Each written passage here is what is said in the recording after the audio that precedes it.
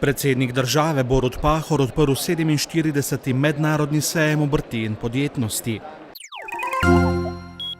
Operacijske dvorane v Splošni bolnišnici Celje bodo jutri spet začele obratovati. V Rogaški Slatini zaključili energetsko sanacijo druge osnovne šole. Z Gruzicem Berišviljem Laščani končali sestavo moštva za novo sezono. Spoštovane gledalke, cenjeni gledalci, lepo pozdravljeni v dogodkih Dneva televizije Celje. Predsednik države Borut Pahor je dopoldan odprl 47. mednarodni sejem obrti in podjetnosti. V 15 sejemskih dvoranah se bo do ponedeljka predstavljalo 1500 razstavljavcev iz 30 držav. Organizatorji so prvi sejemski dan za obiskovalce ponudili vstopnice po le 2 evra. Predstavniki malega in srednjega gospodarstva od nove vlade pričakujejo, da bo mala podjetja postavila na prvo mesto, je bilo moč slišati na dopoldanski uradni otvoritvi. Govorci so si bili enotni, da gospodarstvo potrebuje razbremenitev ter predvsem stabilno in prijazno poslovno okolje. Zato skupaj z razstavljavci, obrtniki, podjetniki računamo, da bo v okviru MOS-a dovolj priložnosti, da skupaj opozorimo na najbolj pereče probleme in nakažemo rešitve za pot hitreje naprej, kot pravi naš slogan. Lahko se zgledujemo tudi po naših partnerjih iz tujine, ki prihajajo na sejem, saj bodo sejemsko dogajanje znova pomembno sooblikovale skupinske predstavitve tujih držav in institucij. Gospodarske priložnosti, kulturne, kulinarične in kakšne znamenitosti še svojih dežel bodo na 47. MOS-u skupinsko predstavile kar 3 države BRICS, Brazilija, Indija in Kitajska. Gospodarstvo slednje se bo prvič v tej obliki predstavilo v Sloveniji, enako velja tudi za Venezuelo. Mali podjetniki v Sloveniji predstavljajo 99% celotnega slovenskega gospodarstva. Od nove vlade pričakujejo posluh za njihove težave ter upoštevanje predlogov za lažje delo in lepši jutri. Na naši zbornici že ves čas opozarjamo, da zaradi visokih stroškov dela ne moremo biti konkurenčni, ne moremo zaposlovati. Med ključnimi problemi, ki bremenijo obrtnike in male podjetnike, pa so še nelojalna konkurenca ter težko dostopnost do bančnih posojil. Naloga, ki čaka novo vlado, ni tako težka, kot se zdi na prvi pogled. Za zgled so nam lahko sosednje države, ki so sprejele potrebne reformne ukrepe in pomagale gospodarstvu izplavati iz krize. Nova vlada pa lahko pri sprejemanju ukrepov in iskanju rešitev računa na vso podporo naše zbornice. Celjski župan Bojan Šrot je ponosen, da je Knežje mesto tudi letos gostitelj največjega vseslovenskega poslovno-gospodarskega dogodka. V mesto pripelje številne uspešne poslovne ljudi, hkrati pa tudi mnoge obiskovalce, ki imajo priložnost, da si pogledajo tisto najboljše od najboljšega, kar obrt in podjetništvo ponujata. Hkrati pa seveda to tudi priložnost za navdih za kako lastno poslovno idejo. Mesto si v tem času nadene praznično podobo, kajti sejemski vrvež v veliki meri spremeni vsakodnevni življenjski utrip. In v mestu smo ponosni, da smo v tem času, v času sejma, na nek način gospodarsko in poslovno središče tega dela Evrope. Kriza je lahko tudi izziv, to je čas, ko moramo še bolj skrbno paziti na stroške, to je čas, ko je potrebno še več vlagati v znanje, razvoj, ko je potrebno biti inovativen, prodoren, pa tudi prepoznaven. Sejem je odprl predsednik države Borut Pahor, ki je poudaril, da je v Sloveniji čas za previden optimizem. Optimizem zato, ker 2 najpomembnejša makroekonomska kazalnika kažeta, da se je kriza v Sloveniji statistično končala. Gospodarska aktivnost se je v prvem četrtletju v primerjavi z enakim lanskim obdobjem povečala za 2,5% in je zdaj že 3. četrtletje zapored pozitivna.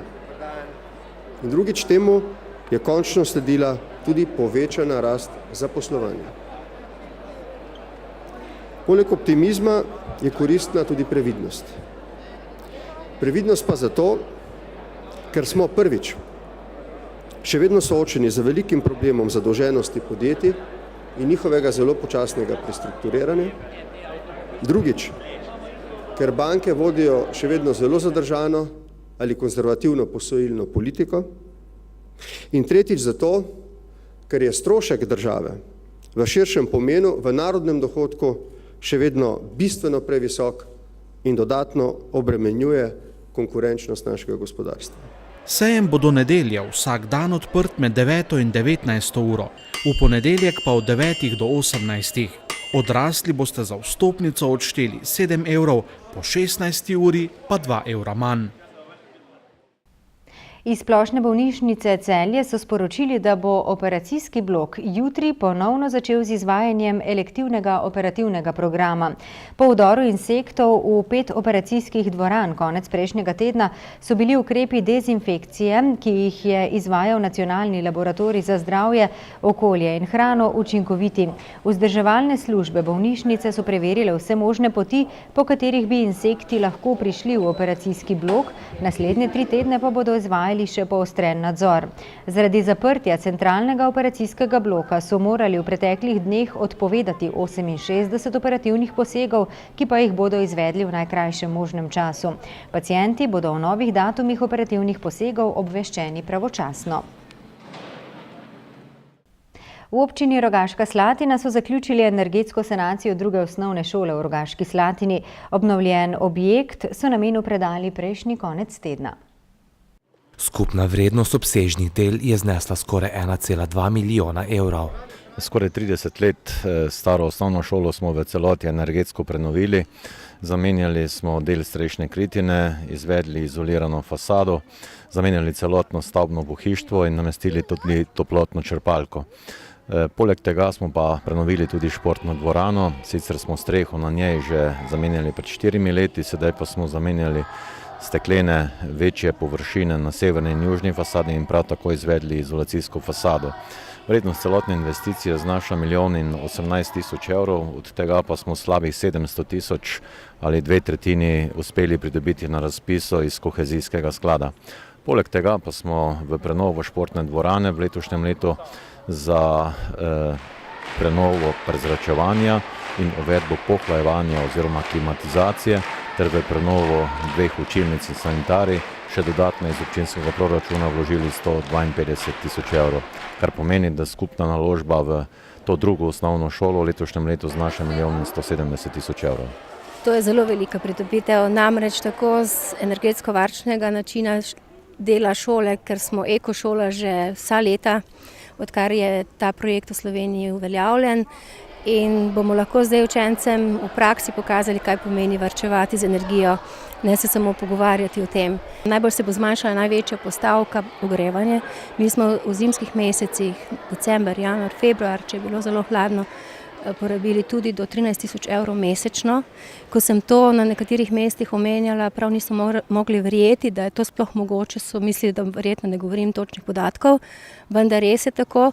Že zdaj, ko smo nekatere stvari do tega trenutka naredili s podpostajo in pa kotlovnico, so se stvari spremenile in ti zneski se gibajo okrog 9 000 evrov, mi moramo to najmanj še prepoloviti, če še ne zmanjšati.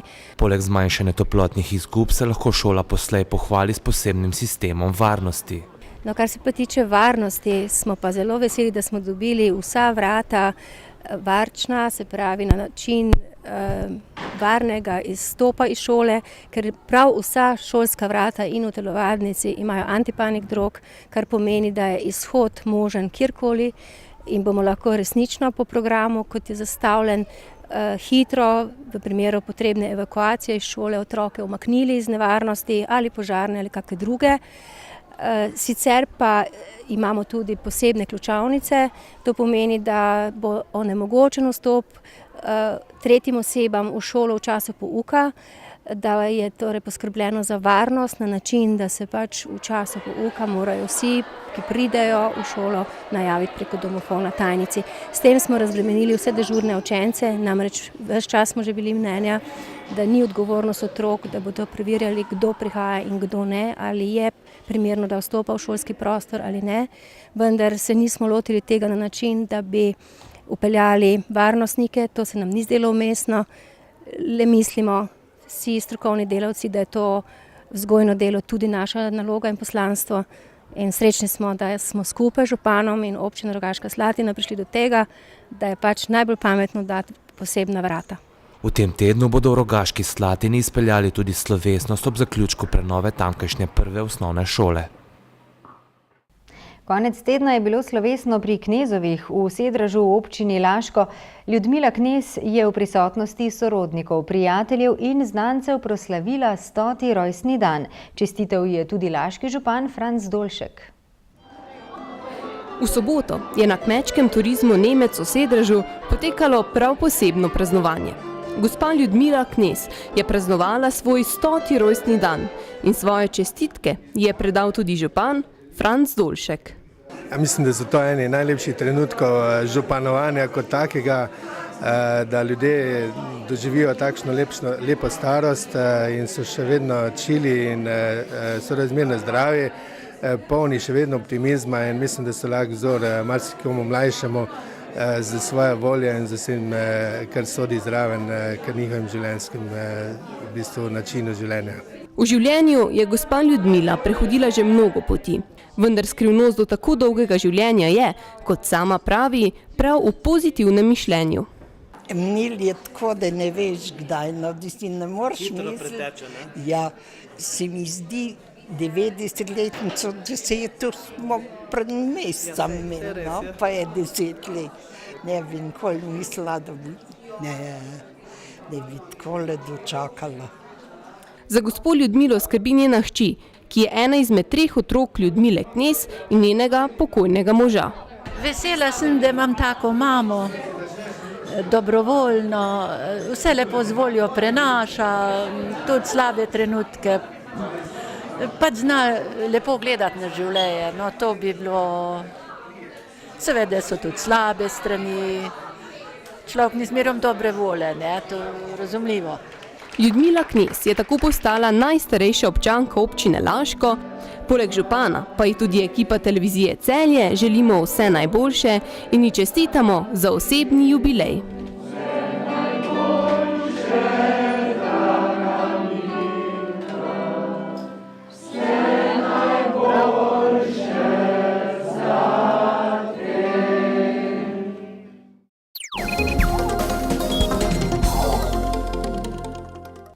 V košarkarskem klubu Zlatorog so zaključili sestavo moštva za prihodnjo sezono.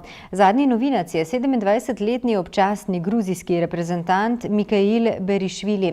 203 cm visoki Gruzijec je z Laščani sklenil enoletno sodelovanje. V pretekli sezoni je bil član armije iz Tbilisija. Laščani so od začetka priprav odigrali že nekaj prijateljskih tekem. Laški košarkarji se pospešeno pripravljajo na sezono, ki se bo začela čez dober mesec dni. Varovanci trenerja Predraga Miloviča skozi pripravljalne tekme stopnjujejo formo, ob koncu preteklega tedna pa so se v Kranjski Gori pomerili z rusko Astano, ki je bila boljša za 17 točk. Tekma je bila močna, zelo čvrsta, Astana je zelo vrhunski klub, dober klub in mi smo v težkem programu za trening in smo igrali res dobro, boljše kot pri Novem mestu 2 dni prej in forma se stopnjuje in mislim, da bo čedalje bolje. V Novem mestu torej obraz še ni bil pravi. Zakaj takšen poraz? Kje so bile še največje rezerve?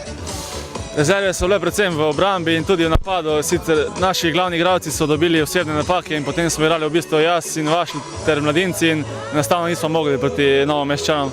Drugače pa prvi polčas smo igrali res dobro, 5 pik je bilo samo za Krko in mislim, da smo na dobri poti. Laščani so se na prijateljskih obračunih med drugim pomerili tudi že z novomeško Krko, ki pa je bila prepričljivo boljša. Ta bo nasprotnica tudi v prvem delu državnega prvenstva. Mislim, da smo lahko enovredno kosali v ligi in res komaj čakamo že tekme. V Vzdušje med igralci je odlično, za leto pa po pričakovanjih skrbi tudi trener Predrag Milović. Jaz sem zadovoljen z okrepitvami, res smo dobra družba, kemija v ekipi je vrhunska, tako da res se dobro zastopimo. Jaz upam, da še prijem mogoče kakšen igralec, na to pa da se dobro uigramo in da bi čim več zmagali na prijateljskih tekmah, da bi imeli samozavest tudi naprej za ligo in da bi šli tekmo po tekmo. Pivovari bodo tudi v prihodnjih tednih igrali z zahtevnimi nasprotniki, kar je dobro za spoznavanje oziroma uigravanje ekipe. Vesel sem, da igramo močne tekme, težke tekme, tudi s treningi bomo zdaj malo začeli popuščati in več na taktike delali, tako da se pripravimo na začetek lige, ki je še dober mesec. O ciljih in željah za novo sezono je še prehitro zagovoriti, a v mislih so že. Tihe želje so finale državnega prvenstva, ampak gremo to prvo lepo počasi, polfinale, končnica, tako da res mislim, da imamo dobre šanse. Želja pa verjetno tudi vrniti gledalce tudi v novi sezoni v čim večjem številu. Ja, seveda, že nekaj časa v Laškem je zelo malo gledalcev in upam, da se bodo počasi vrnili, tudi Krka bo zdaj igrala državno prvenstvo, upam, da bo to tudi privabilo nove gledalce in jaz mislim, da bo prišli v čim večjem številu. Kako torej privabiti več gledalcev? Predvsem z dobro obrambo in hitro igro, hitrimi protinapadi, z hitrimi šuti, skokov napadov, tako da imamo nizko ekipo, ampak izkušeno in zelo močno. Vaša poškodba je zdaj že pozabljena? Ja, seveda, rama je res, moram potrkati na les, super je, dobro me je prijelo in res boljše kot prej, tako da se nimam kaj priteževati. Naj dodamo, da so košarkarji Laškega Zlatoroga odigrali še eno prijateljsko tekmo. 97-72 so bili boljši od šoštanjske Elektre.